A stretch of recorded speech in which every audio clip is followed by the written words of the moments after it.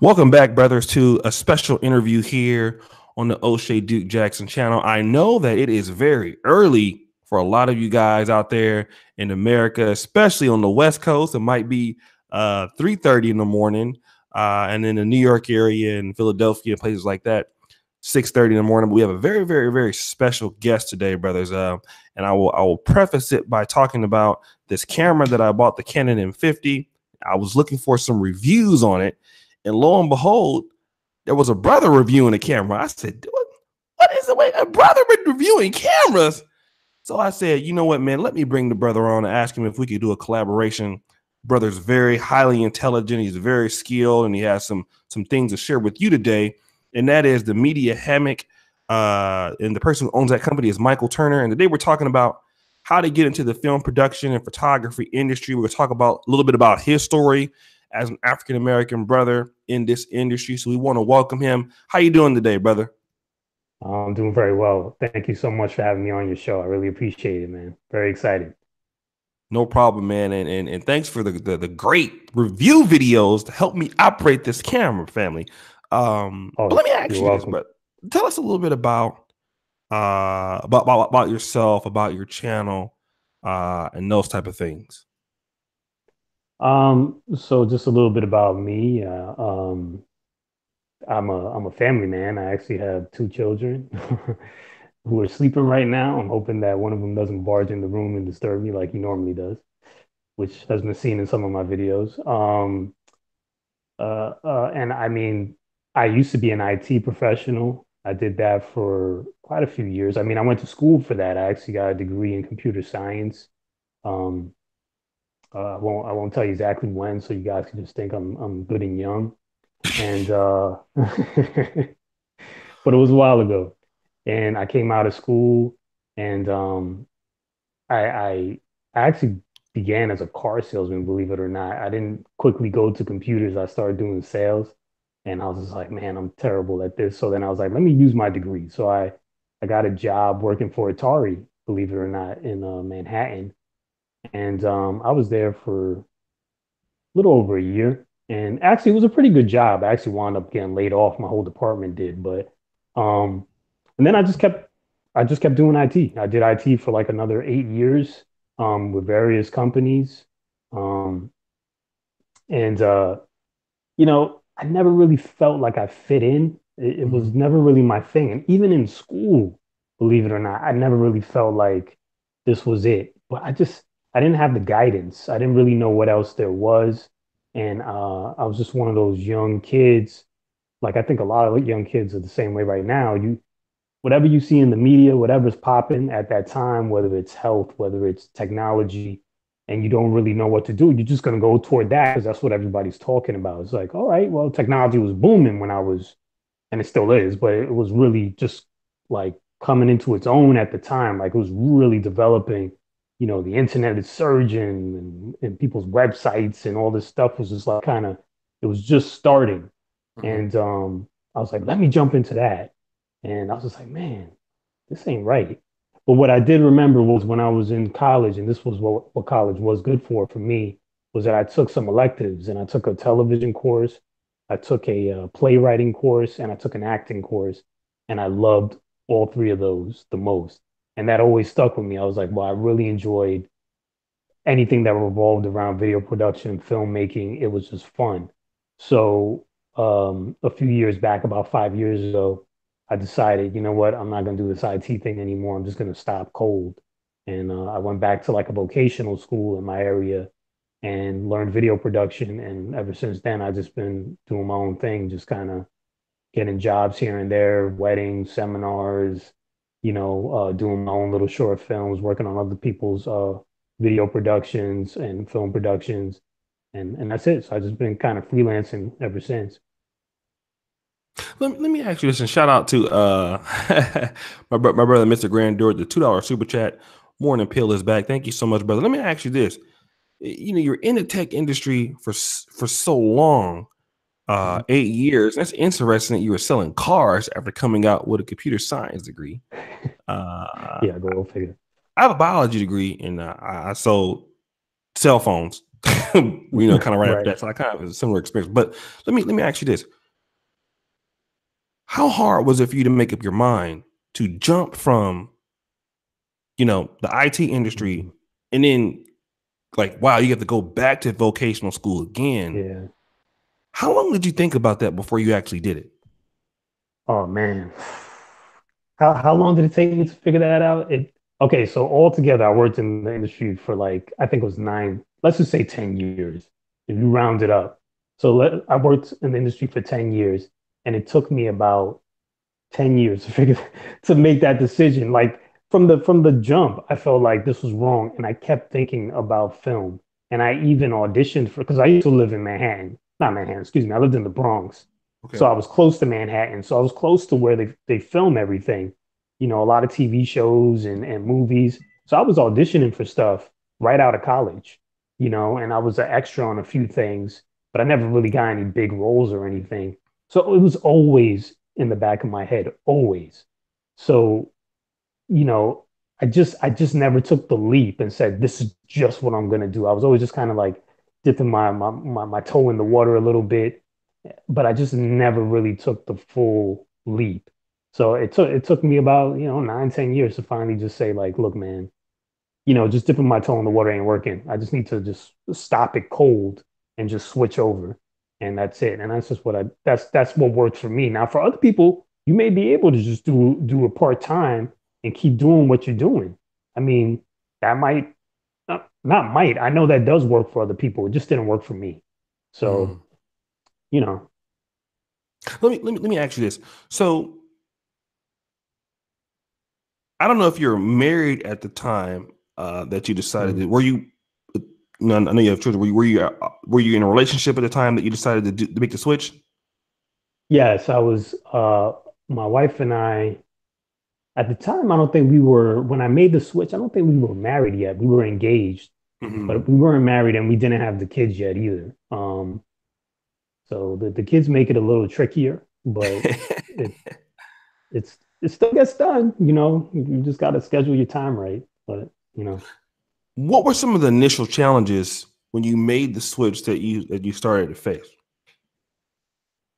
I mean, first thing is obviously financial. How are you going to pay your rent and your car note and your insurance? I mean, you start thinking about these things. So, finances is definitely going to be a challenge. It's like, well, can I financially do this?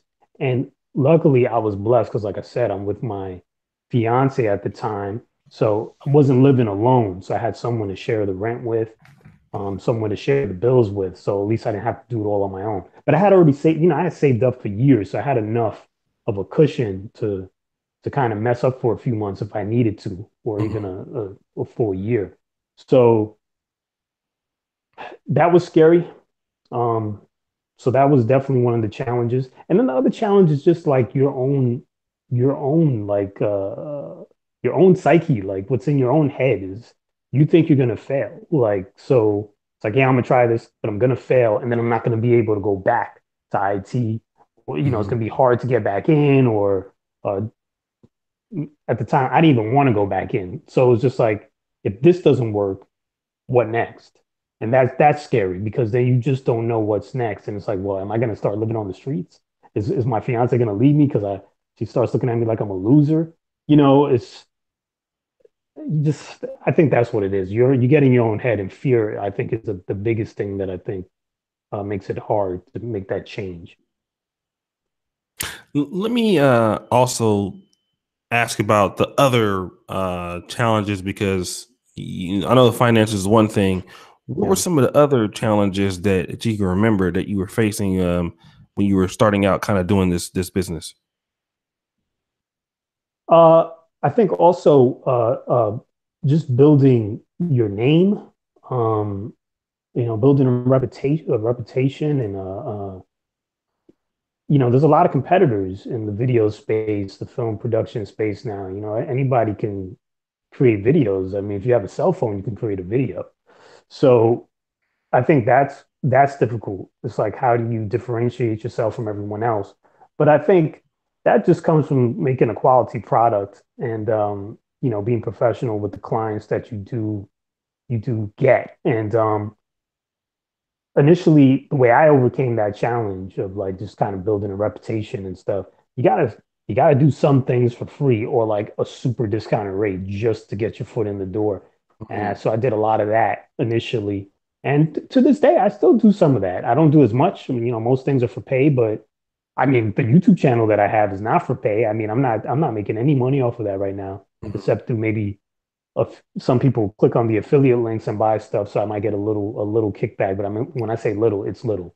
I mean, I'm talking about I'm getting like $5 in a week if I'm lucky, or if even that. So it's really nothing.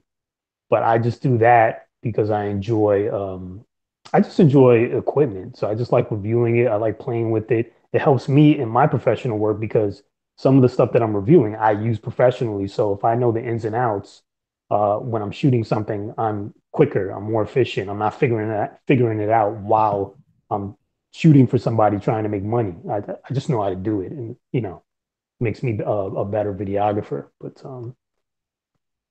yeah, I don't know. Did I answer your question? I feel like I started going Yeah, off on a no, tangent. no, no. You answered it very well. Let me ask you about as far as, and we'll get into some of the things that you're doing. I think I saw one of your trailers of one of your videos or films or short films. Yeah, Let's talk about differentiating your product in an already competitive market. Now, I know this is your own yeah, business, and it's different from working in the tech industry. And now you are your own boss and your own marketing team and all of this. yeah, Uh, yeah, yeah. let's talk about before we talk about differentiating your product. Please tell me, how did you find your first client, or even get people to do things for free? How did you do that? There's a few different ways I did that actually. One is just being vocal about it when you're talking, and this is hard for me too, because let me get into this too, because when you're first starting off, because you don't have a lot to show yet, um, I know I was very discouraged to even mention to my peers, to my friends, just like, when you go out to like an event or something, I go somewhere with my wife, to one of her work things or whatever, like a holiday party, let's say, and people say, "Oh, so what do you do?" Because people always ask you that question. And it's just like, well, right now I do nothing because I just switched careers and it's like I didn't even know what to say to that. And sometimes I would just be like, well, yeah, I did IT and I'm just switching over to video or whatever. And I would just kind of keep the conversation short because I didn't feel like I had anything to show. I feel like I didn't have the proof. Hmm. And it's hard to get started when you're not confident in yourself. Now I knew I could still create videos well. I just didn't have a whole lot to show people.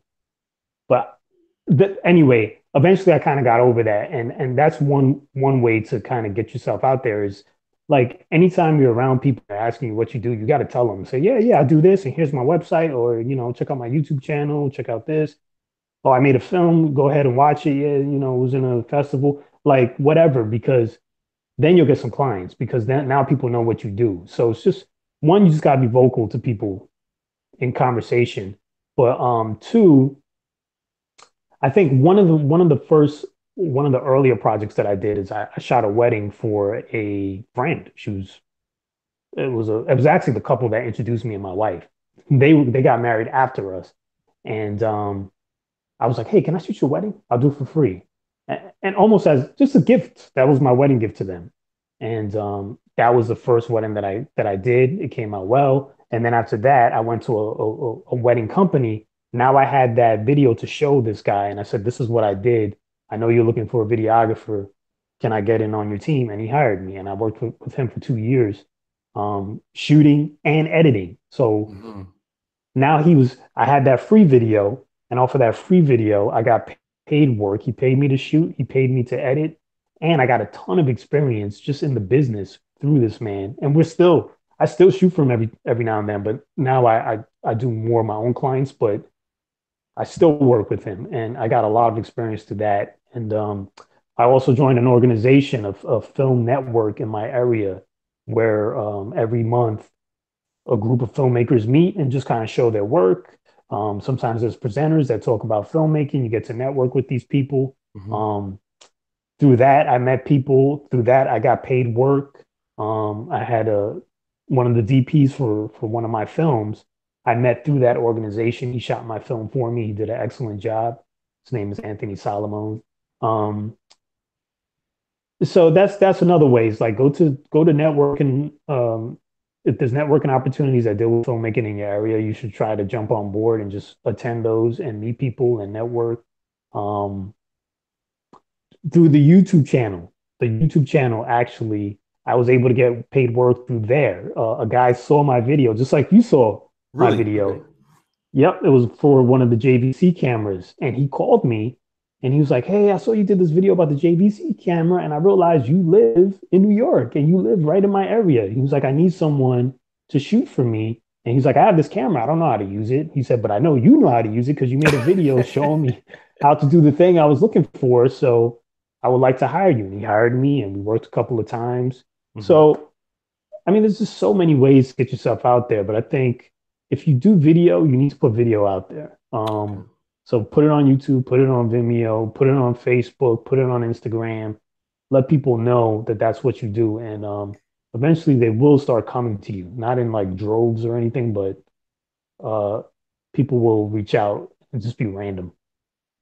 Let me also ask you, and I know we're gonna get to the because I know you're our brother, and shout out to another brother here that is watching AM1. He does something similar to you, so I'll connect you to there. But let's talk Oh, about that'd be great. the differentiating your product because this is a Yeah, like you mentioned that this is a very tough field. It's a lot of good people there. Me and you were talking about before Think Media TV, and that guy is absolutely. great. It's a huge Yeah. channel. He's the one that I bought this camera based off the recommendation. Is how I found you. Yeah. How do you differentiate yourself from other people who are good, who are talented, who have the same service? How do you do that? Well, I mean, in the YouTube arena, specifically just touching on that, and then I'll touch on just like in general business. Mhm. Um, I don't know that I have the greatest um answer for that because I feel like I'm still at the beginnings of this trying to climb up myself. Mhm. I'm making small strides, but I think part of it is just showing who you really are, and I think that's what I do in my welcome video is just kind of telling people like, hey, here's my story. I started doing this, the IT thing that I just talked about, and now I'm doing this, and I'm not rich. I'm not getting fancy equipment from these manufacturers like a lot of these bigger channels get. You know, Mhm. Canon gives them cameras to test. Um, Panasonic gives them cameras to test and new lenses and all that stuff. I'm not getting that. So what I can do is buy things and try them out. And a lot of times I'll just return them. That's one of my secrets. If I don't like it, Right. and then some of them I have to keep for longer just because I want to do thorough testing, and it takes months sometimes to really thoroughly test things. But uh, I try to differentiate myself by showing equipment that's not super expensive. Like Mhm. some of the cameras that I do show are expensive, right? I saved up to pay for like that JVC LS300. It's like 2000 something dollars. Mhm. That is my main camera. But then there's also smaller ones that I buy, like the Canon M50, the Panasonic G85, things that are a little bit more affordable. Microphones that are $20 that sound really good. Mhm. I try to get things that are inexpensive um, that anybody could use and go out and actually shoot a really professional looking video with Okay. like cheap things. And so that's mainly what I'm trying to show on my channel. But I know sometimes I go off on a tangent. I'll show some type of camera that's like, you know, a little bit more expensive than what most people who are just starting might actually get. But that's I don't know. I'm trying to differentiate myself. I don't Mhm. know if I'm doing a great job of it. Um, I don't know. Ed. It's just hard. It's like because you're right. There's so many other people doing it. I mean, but we all have different personalities. Right. So that's the only thing that can differentiate you is like your personality, the way you edit stuff together. I don't know. Are Mhm. you familiar with Peter McKinnon? You ever seen Yes, it? the guy with like 2 million Yeah. subscribers. Yeah, Yeah. I yeah. actually have a White guy. picture on my wall Uh, um, of Peter McKinnon and me underneath him. I wonder if I could quickly show that. Let's see yeah, if I he's can really get it. good, man. I don't I know if put you it on can you you. see that? Yeah, I see that. Yeah, Yeah. So that's like a goal, that's just right? a yeah, it's just a reminder. Like I like him. He's Yeah, good. he's really good. but at the same time, I don't want to be him. Like we're totally different. The way he edits and stuff is great, but I don't care to have my stuff look like that. But I just want to have like his level of success. It looks like he's really enjoying his what he's doing. He's doing it really big, you know. But we can't all be Peter McKinnon. There's only one Peter McKinnon. I just got to figure out who Mike Turner is and kind of put that out on YouTube and see if people bite. But I don't know, man. I'm still trying to figure it out, man. I wish I had answers for the folks, but I'm new to You this have good myself. answers, man. Yeah. Let me. So we have Dr. Meadows, MD. He's really an MD. He's just asking. He says $10 super chat. Love the topic. Just curious, and he just came back from France using the camera. Just curious how the guest feels about full frame DSLR versus mirrorless cameras. What's your take on that?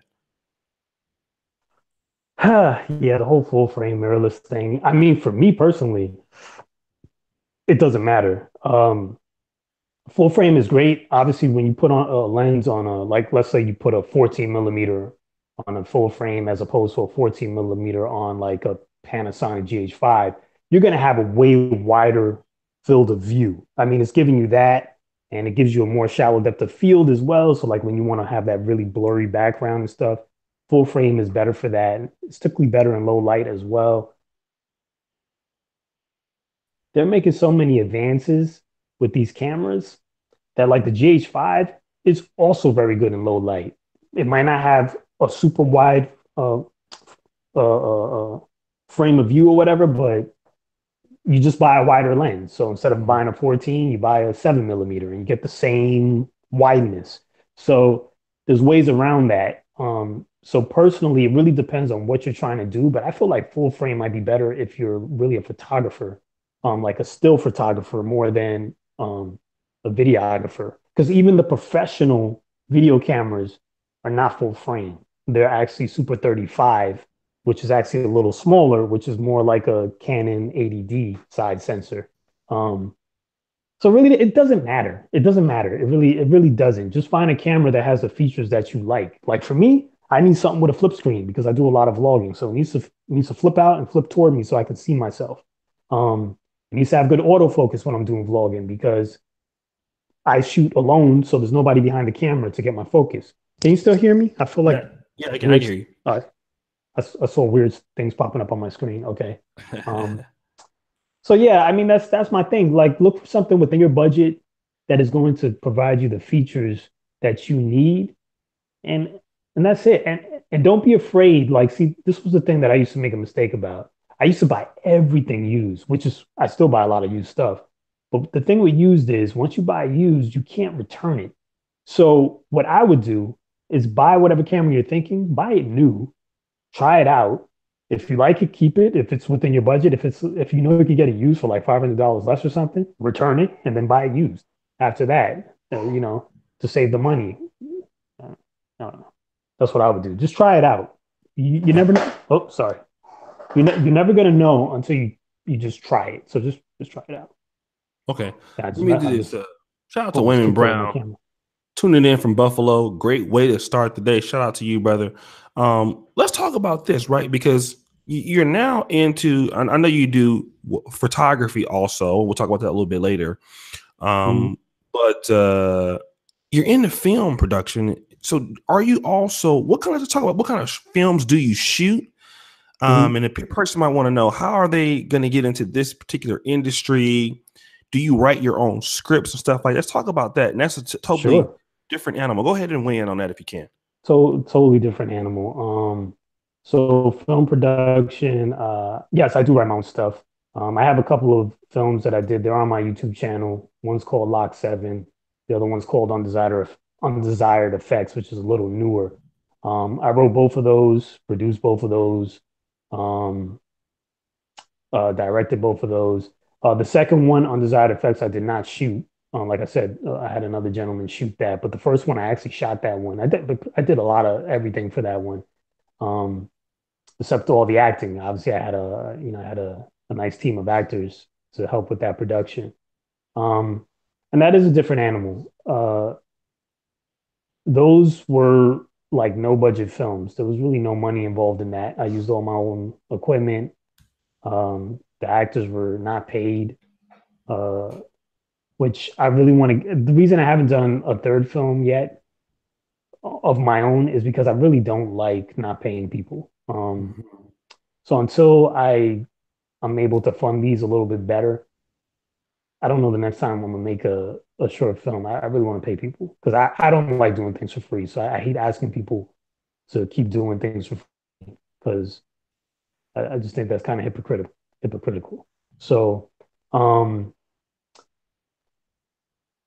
now working on other people's films, I actually just last week I was working on someone else's film, and this was a documentary. It's a docudrama, and we were shooting like reenactments and stuff. And I got on that because I met that guy through that networking community that I mentioned earlier. It's part of that networking group that I go to every month. And I've worked with him on paid projects that pay me pretty well. And this one, he's still paying, but the pay is very low. But I work with him because this guy just knows his stuff. And I'm just doing it for the experience because this guy knows lighting. He has a lot of fancy equipment that I've never touched before. So I'm getting experience with a lot of things that I normally would not get experience with. So sometimes you will trade your time for money sometimes, in lieu of the money because you're getting the experience instead, and sometimes that's worth more. Um, but yeah, so that's, I mean, just breaking into film. I mean, the way I did it was just wrote my own stuff. I wrote my own stuff. Um, I had the camera equipment, so I shot it. I had the editing equipment, so I did all the editing. So I did a majority of the stuff myself. That's how I broke in. And as far as finding the actors, there's tons of actors out there. Everybody wants to act. So all you got to do is put something on Craigslist saying, "Hey, I'm doing a film about XYZ. I need actors." And you'll get people that will come out and Mhm. audition for you. And if you're part of one of those filmmaking groups, like I said, there's another place where you can meet actors very easily as well. Mhm. There's Put a post on Facebook. There's a million ways to get into filmmaking these days. It's very easy. There's no reason not to do it if it's what you want to do. Let me do this before we kind of get in. And shout out to Darkman60. He says he uses the Canon 70D. Thank you, brother, for the $2 super chat. Yes, Um, I used to own that one. let me ask you this. You mentioned a little bit earlier before we kind of get back into the photography thing and film thing to go furthermore. You Yeah. talk about, yeah, I've been making small strides in this business. Let's talk about celebrating your small successes. They may not be big to other people or stuff like that, but how do you celebrate your small successes that keep you going in this industry? Well, also, like you saw the board that I pointed to with Peter McKinnon on it. There's goals listed all on it. I just keep a bunch of goals, and the way I celebrate it is, you know, as I complete those goals, I cross them off. It just feels good because you see it there. It's there on the board, and it's like, man, I put it there and I did it. Cross that off, check. And it just feels good to know that I set out to do something and I accomplished it. And I mean, how do I celebrate it? I mean, I just make a new one. Mhm. uh, I don't know. It's like I don't have a party about it or anything. It feels good inside. It just feels good to know that I set out to do something and it worked, and you know, mission completed. Mission accomplished. I don't know. I don't have a. I don't dwell on it much. I just move on to the next thing, and that's about it. Let me ask a question that might be a little um, unorthodox because me and you, I always asked before, like, are you immigrant or not immigrant, but are you African American? You are African American, but just like myself. Yes. And a lot of times, as brothers trying to get into industries that are not known, right, for black men doing these things, like it's uncommon to see a black male tech review channel or black male photographers, except the booty photographers. You know how that is. The Instagram, you got those dudes.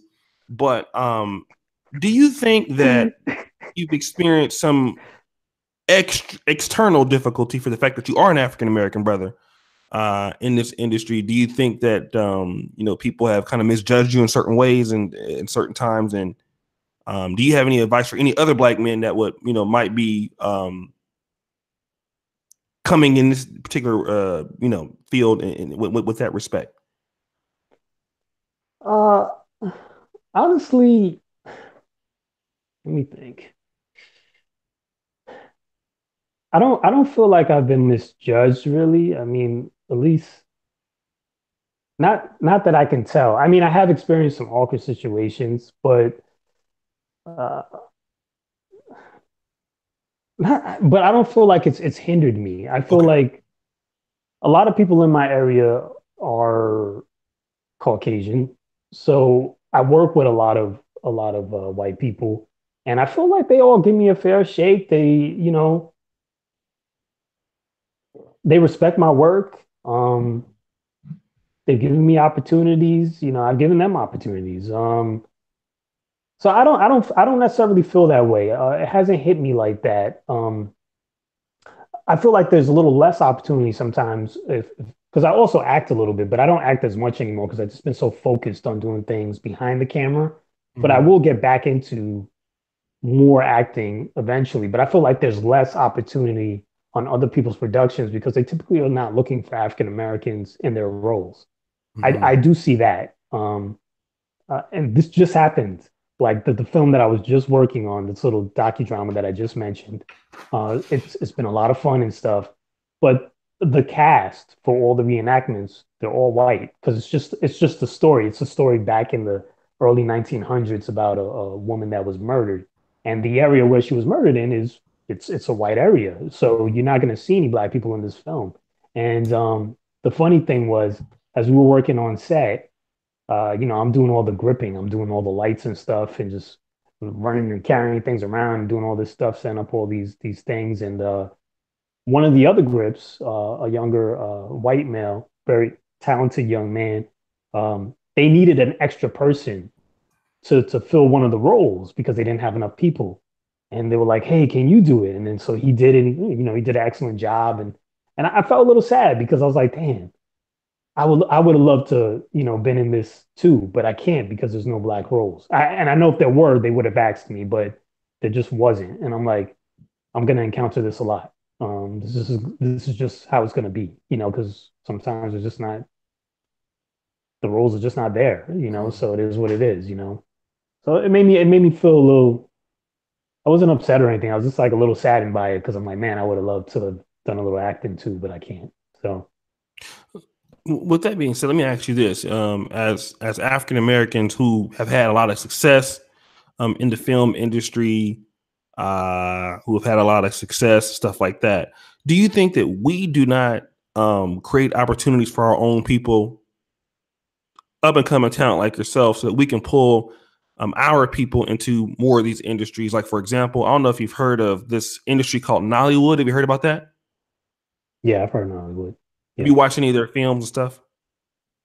I've dipped into some of them and just kind of checked it out for a few minutes. Yeah, I've seen it. I've Okay, seen so some. I'll ask you a question about that because it's like becoming one of the biggest, movie markets on planet Earth. Do you think that as African Americans, maybe that we, for our brothers that are talented and very bright like you, that maybe we don't create enough opportunity so that we can keep our people, kind of in the film industry that might relate into producing films like you're talking about. They're white people are doing films about what happened to somebody white in their time zone. Right. What are we doing for the for brothers who are very bright and talented like yourself? Do you think that we are not providing enough opportunities to keep our people wanting to work in African American film and industry, stuff like that? That's a great question. I think I think you may be touching on something that may be a little correct. Maybe we're not. And I just had this conversation with my wife after what I experienced, what I just shared with you guys. I was like, man, I was like, I need to do more films. Hmm. So that I could create those opportunities for people of color. That's exactly what I said to her. So that when the grip is there, who was in my position, and I need an extra, I could say, hey, why don't you come and do this, to Hmm. that black grip or whatever, because I need an extra black face in here. I don't need a white face. Let me I don't mind mixing it up. Like both of my films, the first film that I did had, one of the main characters was a white guy. The main character was a black guy, and then the co-star was a white guy.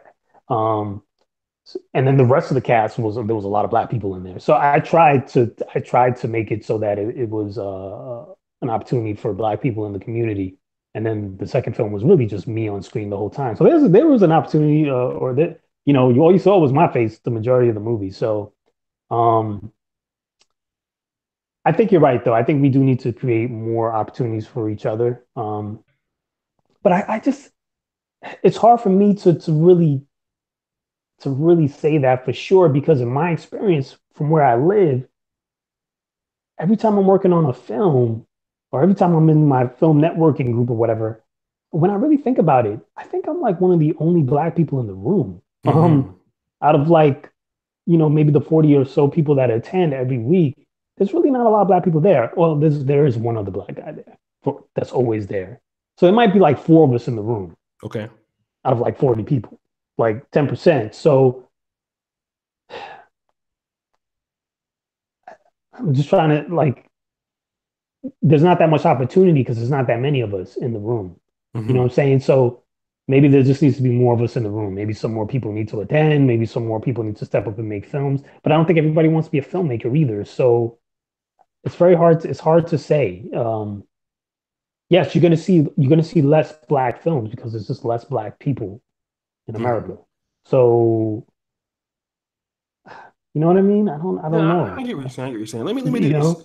Shout out to Alan Roger Curry in their connections. Thank you for the super chat of $1.99. And he says, damn, O'Shea never sleeps. No, no, I don't. Not really. Let me ask you this, brother, because there is this burgeoning movie market out of Nigeria called Nollywood. Yeah. I look at their films, I look at USA films. There's a difference, but these Oh yeah. people, they're selling their it's $1 billion industry. They kind of started off Wow. kind of how you started off. You just kind of Yeah. just kind of jumped in. What do you think about these emerging markets in Africa, or just emerging markets independent away from what we know as major Hollywood and stuff like that? And people are consumers are buying these movies like Uh-huh. crazy as independent filmmakers. What's your thoughts about that, and how does that keep you motivated? I think it's excellent actually. It's just I think what happens to me personally, and I love this example you're using because I kind of forgot about it. And you, I'm not gonna say you, I'm gonna say me. Okay. I tend to compare my stuff to like people that are way further ahead. Like I'm comparing my stuff. I'm sitting there watching like a Chris Nolan film or like Steven Spielberg, and I'm like, damn, I'm not even close. So it's like, why even think that anybody's gonna pay for my stuff when you know my stuff doesn't even come close to the look of their stuff. Or I'm watching some independent filmmakers that are on Vimeo and YouTube, and I'm watching these films, and I'm like, damn. I'm like, I can't even come close to all those special effects, and that story was so tight, and mine's not, and then you just get discouraged and you're afraid. Even though I made the film, right? Even though I made the film, I took that step and I made it, I completed it. I'm still not marketing it heavy as I should be Mm-hmm. because I'm not super proud of it. But what you're saying about Nollywood was interesting is because I've watched some of it and the production quality is not going to be like a Hollywood film here Mm-hmm. in America, like a Sony picture or Lionsgate or whatever. It's not going to be like that, but people are still buying it because there's still value there. There's still an audience, and I think what they're doing is amazing. And I think they just kind of you're thinking outside the box, and you're just doing what your heart tells you to do. You put it out there, and you're making money. And I think maybe I should take that lesson myself and just say, you know, I may think people don't want to see what I'm doing, but they probably do. And I already did it, so I might as well just show it. So I think there's a lot of value to what they're doing. I think it is inspirational, and maybe I should start checking it out some more. Yeah, let me do this. Shout out to Deshaun Sequences. What's up, brother? You like NY and Poland? You never sleep. I like shooting documentary films. A person asks, "What is Michael Turner's social media?" So, Instagram at Media Hammock. Hammond is Hammock, right? Hammock, yeah, like a hammock you sleep in.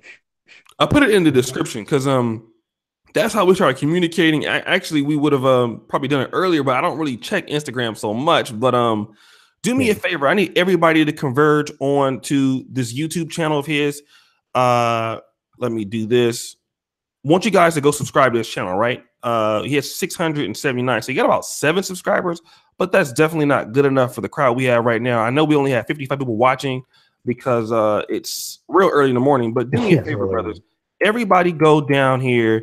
It's an awesome channel. Sub, hit the bell. Is one of our own people. You know, we want to make sure that we support our own people that are talented and things like that. So I would encourage all of you to subscribe, hit the bell on this channel. The brother has some really, really good stuff. And like I said, I was really impressed by his reviews on the Canon M50. Some of you guys have cameras and probably want to know how to use it, don't know how to use it.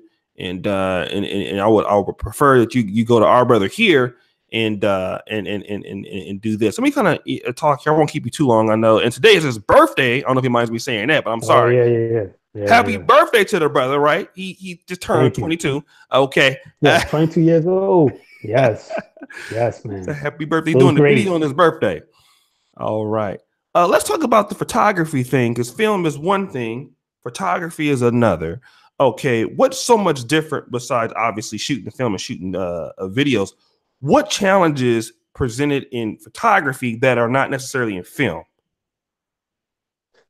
All right. Well, talking photography, I don't do a lot of still photography, right? I, I, I do you mean like film as opposed to videography, like Yeah, video whatever production? you, because I don't even know the right things, but yes, Yes. film versus yeah. Yeah. Let's do that. Yeah. And you're right too, though. Photography, a lot of times people think of photography as just still photography, but there is motion photography. That's why on a film set they call the person doing the camera the director of photography because it's just motion photography. So it's video and photography are kind of the same thing. So outside of YouTube and outside of uh, film production, I also do like video services. So I do a lot of weddings, do a lot of wedding videography. Sometimes I'll shoot seminars. Um, Sometimes I'll do some commercial work. I'll shoot small local commercials. Um, and that is definitely different from film production because let's just go to the wedding photography. That's live. That's live events. You get one shot to do it, and if you make a mistake, you just make a mistake, and you got to figure out how to get around that mistake or cover that mistake when you're editing. Um, that's tricky, but I enjoy it. It's a rush when you're doing it. Um, it's a lot of hard work. It's a lot of carrying stuff, but the way I get clients there is it's different because I mean YouTube, you're not getting clients. You're just putting your stuff out and people watch it, they subscribe. Um, Doing wedding videography or even doing like commercial work, I got to find the clients. So I got to advertise on different platforms. I use things like Wedding Wire, The Knot. You got to pay. You got to, in order to find business, you're gonna have to pay to get that business, at least initially, is what I'm discovering. So there's an investment there in advertising that you're gonna have to spend, unless you're just a really good marketer. I mean, I'm not the greatest marketer, so maybe if I was better, I wouldn't even need to spend. But I need to spend right now, so I'm spending to get these clients. You got to deal with the emails, the questions from brides, um, and you don't really have normal hours. Like there's no 9 to 5. I get emails from brides sometimes at 11 p.m. And if I'm up, I'm going to answer it because one thing I have learned that if you're first in responding, it's going to increase your chances of closing that deal, you Okay. know? So you got to be quick. Whenever, anytime someone's asking you about something, you got to 5 minutes later, if you can get to it, you better get to it. You better answer the question. Mhm. Um, yeah, it's different. Obviously, that's where I make the most of my money. I don't really make it off YouTube, so I am more focused on that, and that's why I don't create YouTube content like several times a week. I can only do like one time a week because I gotta edit these weddings. I gotta talk to these brides because they're the ones who are paying the bills the most. Um, and I also do a little commercial work as well. So shooting commercials is that's a little different because it's not live. It's scripted. So I find that's the easiest thing that I do is the commercial work. It's easy. It's because you could do, they mess up. Okay, let's cut. Let's do it again. I don't like the way the light looked there. Let me move it over here. Yeah, that's better. You got time to fix things, so it's a little easier. But um, in my area, it doesn't pay as much as weddings, so I prefer to do weddings. So Okay. that's me. All right, and I like that the gem that you dropped about being quick, responding to a client as fast as you can. Because I booked an event, and it's so true because I booked an event here because I'm living in Poland. We have an Yeah, event in yeah. October Mhm. that we're throwing in. I sent out a few people, and the guy who responded to me the first was the guy that I actually closed the deal with on the event. And he was, Yep. yeah, he responded to me first. He told me, hey, come, when can you come down and see it and stuff like that. So his willingness to be so responsive to me was the reason why he ended up getting the business from me. So that's a very very key thing. Yeah. Um, man, I really don't. Outside of this, let me just ask you like one more question because I have things. I know it's your birthday, so I won't keep you too long. Where do you see yourself in the next 2 to 3 years? In your business and stuff like that. Where do you see yourself evolving to? I would like to basically have I still want to do weddings. I still want to do them because I feel like it gives me the chance to test out this equipment too. I get to really use it and put it through its paces. So I want to be able to like just have the weddings on autopilot though. Like I want to be able to book. I only want to do like 20 clients a year at the most. Mhm. I want to just be able to book those early in the season. Like I mean, at the beginning of the year, starting January to like whatever February, like just have those 20 booked. Like I want to have this thing on autopilot so people contacting me all the time and my sales pitch is down and I can book these people really easily and then not have to deal with that anymore and then switch gears and now just start focusing on filmmaking and maybe producing a documentary or narrative film, maybe like one or two a year when I say I'm not talking about like a full feature film, one or two a year. That's ridiculous. It might take some full features could take up to 6 years for some people. It really depends on what you're doing. But like just producing like little pieces of material, like short documentaries, short films, one or two a year, every single year. Just for me to stay sharp in the film production world, and also just to put out content for people to enjoy. I want to get into that kind of rhythm. And I also write books too. And I've kind of been out of that for a little while, but I want to get back into that. I've written a couple of short stories, but I want to start producing novels. And I want to do that more often, just so that I have, because I just like telling stories. That's the main thing about me. So whether it's on video, whether it's in a book, I just like to tell stories. And I feel like I'm actually a better writer than anything else. And I've just been so focused on this video and filmmaking stuff that I just kind of have put that on the back burner, but I want to get back to that because I feel if I could produce a really good book, that's something that's going to pay me forever. You know what I'm Mhm. saying? If you get a bestseller, you know, it's going to make a lot of money at the beginning, and then it might die down a little bit, and then all of a sudden something happens in the media that is relates to your book, and all of a sudden it pops up again, or some celebrity mentions it and says, "Oh, I really love this book from such and such that I read 5 years ago," and then a million people are downloading it again. So I want to get back into that. So definitely in 2 to 3 years, I want to get back into making writing books, have a few more films out for people to watch, and just keep dealing with these brides, man. They're fun. I mean, so it's a fun thing to do. That's it. Those are like the main three. But last question, my brother Marcus wants to know: how do you manage your hard drive slash RAM with editing large files? So basically, I have inside my computer. There's actually two drives in there. There's a regular mechanical spinning drive. I think it's like 1 terabyte. And then I have a 500 gig SSD drive. That drive I use for editing projects. Um, that's my editing drive. So while I'm editing the project, it goes onto that 500 gig drive, and I edit off of that because it's quicker. Then, so right now, so at that point, it's on the SSD. Then I also make a copy. So like I have two external like 4 terabyte drives as well. So then I'll Mhm. make a backup on one of those externals just so I have it.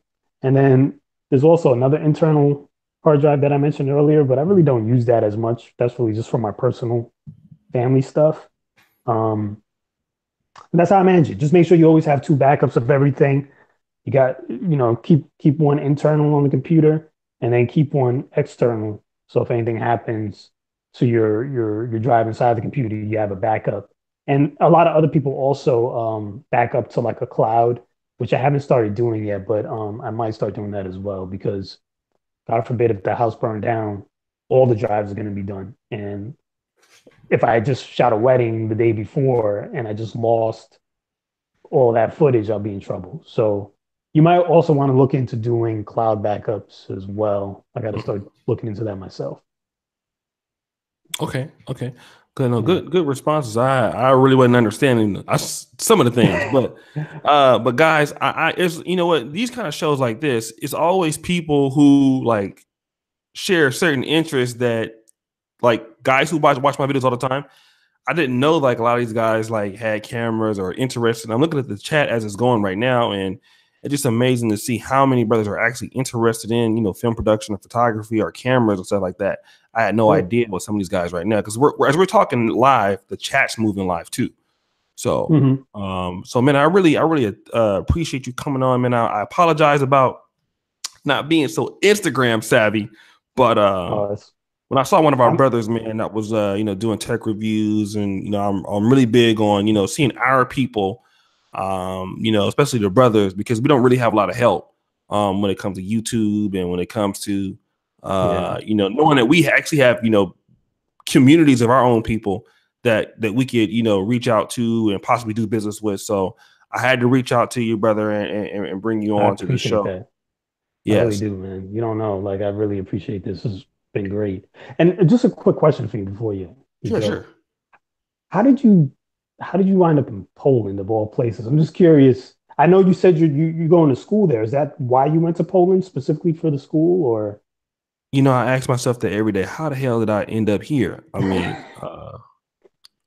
that's a crying question every day. But yes, I came here to go to medical school. Before I was there, I was working like in sales. I graduated college in 2008, and then went back to school to get some more kind of medical school pre-training things. Then I went okay. back into sales, and then I did what you did and said, "Fuck it." So I'm going to medical school, and then I was YouTubing, and I wasn't trying to make any money off of YouTube. And then these Negroes started watching me on YouTube, and so I started making some money on YouTube. So I ended up dealing Yeah, with that's good. Negroes on YouTube and school at the same time. So Okay. I didn't want to become a YouTuber. I just ended up, it just happened, you know what I mean? And so here I am, 50,000 subscribers later. Yeah. A blog. Shout out to Alan Roger Curry. He's really, you should Google Wikipedia that guy. Alan Roger Curry writes on my blog, negromanosphere.com. Hmm. And I just kind of ended up becoming a business for me on accident. It was like, it just kind of morphed into that, man. It just was an opportunity. So I took it. So that's where Good. I'm at now. Great. Good for you, man. Bravo. Yeah, it's impressive. Some Yeah. accidental stuff, but it was a good accident, I guess. Yeah. Yeah. Most definitely.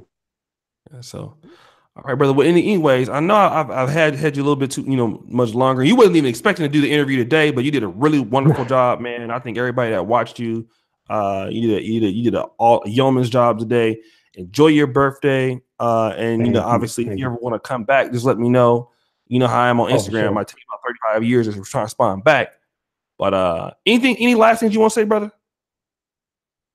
Um, No, not really. Just thank you for having me on here, man. It was a blast. I guess to anybody out there who does want to get into filmmaking and they're not sure where to start, you just start anywhere. That's what you do. I mean, you have a camera phone, go shoot something, Mm-hmm. and it could be anything. It could be you typing on the computer.